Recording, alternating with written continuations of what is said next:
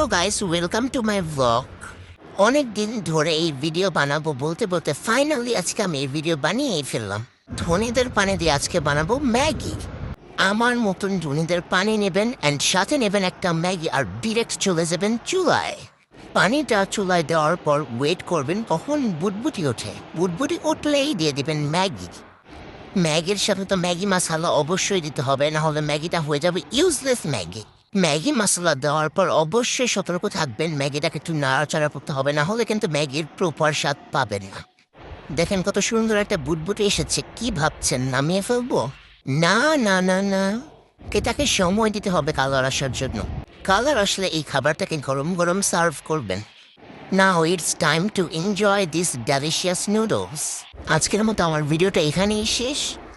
সবাই ভালো থাকবেন, সুস্থ থাকবেন এবং আমাদের জন্য দোয়া করবেন। আর আমার পেজকে অবশ্যই একটা ফলো দিয়ে দিবেন। আল্লাহ হাফেজ।